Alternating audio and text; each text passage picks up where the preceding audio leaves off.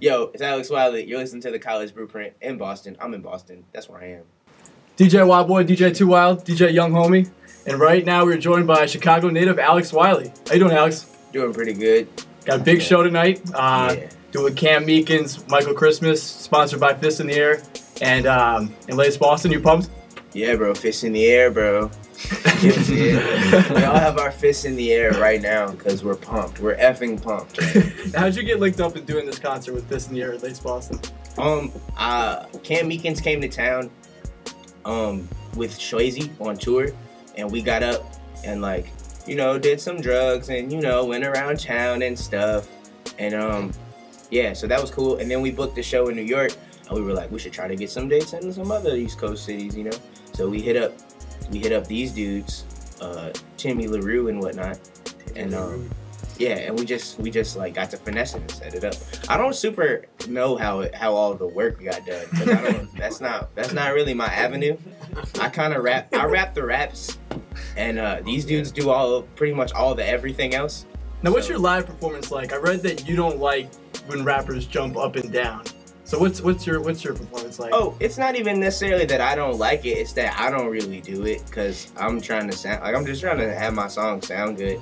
And I feel like y'all should jump. I'm not gonna jump. You guys should jump around. But live. We just adapt a lot of the songs that are kind of more mellow and try to give them more energy and stuff for the live show.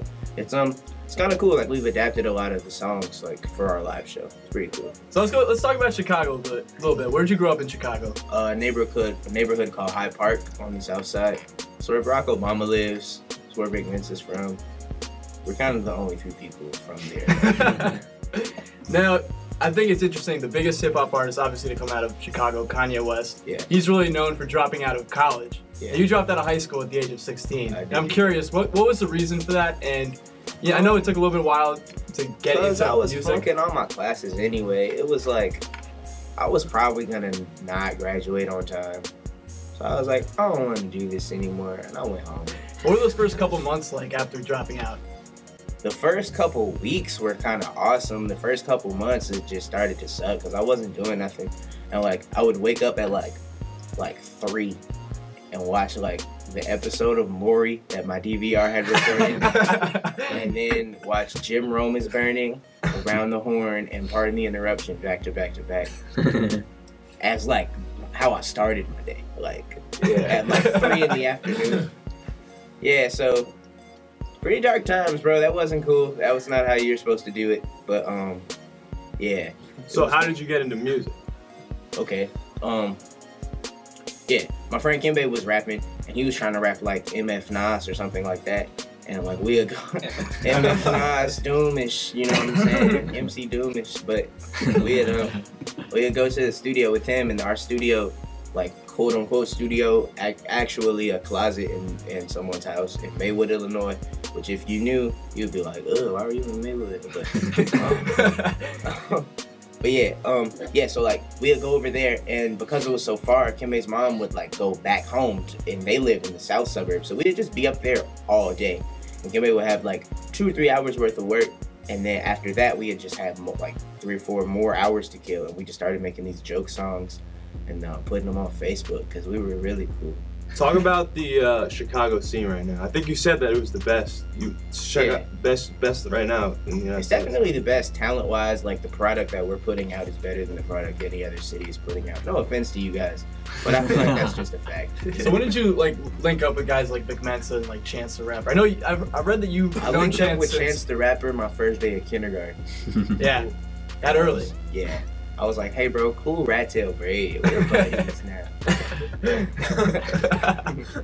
Hey bro, you're doing it big with the rat tail. We're gonna be cool. I can feel it already. We're gonna be big one day, is what I told him when I saw the rat tail. But yeah, Vic Mensa I met when I was in 7th grade. I met Vic Mensa going to the movies with some girls from Hyde Park, and I didn't know him. And we just got up there, and I was like, oh, what's up? Yeah, that's how I met Vic Mensa. In 7th grade. Yeah, that's a crazy story. Unbelievable. You would never believe it that. Yeah. Yeah, and then and I saw him again in high school. I was like, oh hey, I know you. And so I really like didn't get to know Vic Mensa until high school, but I met him earlier. So Chance so you met him in elementary school. Is he someone that you followed like middle school, high school? You guys were in the same like, school? Our parents used to set up play dates with us because that was what was just popping in the streets at the time. And like, I used to always heat Chance because he couldn't hoop, and like up until like 6th grade, that's what all my life was about. Was like, all we did was like go to school and pass the time until we could go outside and hoop. Like that was what school even was. So, like, talk about when you started to take it seriously. I read that also. I still don't take it seriously. Still don't take it seriously. What are we doing right now? Wiley. What was the idea behind Club Wiley? It was kind of me trying to like curate a rap album, like trying to put together all these little pieces from all these little places, and like it was like the product of like just my whole life up to that point, basically. Like it was my first mixtape, and like some of those songs were really old. Some of those songs we made like a week before the tape came out. It was like just kind of a feeling I was going for more than anything else. Like, and if it fit that kind of overall feeling, like it made the tape. I think this got a lot of blog love too, the spaceship part too. Yeah. And it was sick that you got GLC on that song to do it as well. How'd you guys link up? Pat the manager, Pat Quirkery, you like just knows GLC basically. So I was working with Pat at the time, and we recorded, or no, I already had that verse recorded, and I already had Chance on it, and we sent it to GLC just to see if he liked it, like to see if like he thought that was even a cool thing to do, and he sent it back with him talking. And I listened to it, and I was like, man, like I like that. Like I think that adds a lot to the song, it adds a lot of character to it. So yeah, shout out to GLC, man. It was good stuff.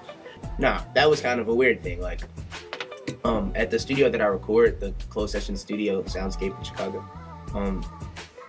they've done a few songs with Action Bronson, and that song was like an unfinished Action Bronson song. It was like, it was just a verse and his like hook on it, and me and Action have been talking about doing a record together, and I just heard that, and it was like really short, and I asked him if like, yo, like I'm gonna rap on this and send it and see what you think, and because so I basically just did that. Like one day after my session, I just had like an hour left before I was gonna go home, and I just knocked that out really quickly, and we sent it to him, and he was like, yes, I like this. I'm gonna put this out. Nice. Yeah. A bunch of videos, like a bunch of Club Wiley videos coming out really, really soon, and then just new music. I've made a lot of new music, and it's like I'm really, really excited about it because I think it's like very noticeably better than Club Wiley. Like the sound is just more like polished. It's more you can tell that all my recent stuff is recent. You know, like some of the Club Wiley stuff was old before I really knew what I was trying to do. And all this stuff is new. All this stuff is me. Like this is as good as I've ever been, and I'm making music. So like this is the best stuff I think I've made.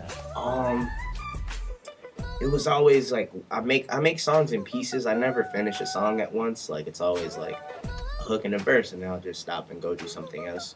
So like it was like a matter of coming back and finishing songs and like adding stuff. Like we added a lot of instrumentation at the last minute, and background vocals and stuff. I was just trying to go through and like address every little 4-bar section of every song to make sure there was like something cool about it. Yeah. But I think the last thing that we did, I added the trumpets to the last song, the Sucker Evolution song. And we did that the day before it came out. I want to just talk a little about Chicago and like, you know, obviously there's so much stuff going on with the violence. What do you, as an artist, what do you feel like you can do to help your city? Yeah, I get asked that kind of often. It's really frustrating because I don't think there's much I can do as an artist. Like, I feel like the music reflects the reality more so than the reality being like influenced by the music. I think if Chief Keef didn't make Bang, there would have been the exact same amount of murders last year. Like, so I don't know. It's really frustrating. I mean, as a rapper, like I don't know. I guess that's kind of pessimistic, but I just don't think me rapping is gonna like make somebody that was gonna go kill someone be like, you know what, maybe I shouldn't. Like, I don't know. It's really frustrating. I have no idea what we should be doing. I guess that's it. Alex, good luck at your show tonight. Yeah. Thanks for coming on. No problem. WTBU. This is the best blueprint.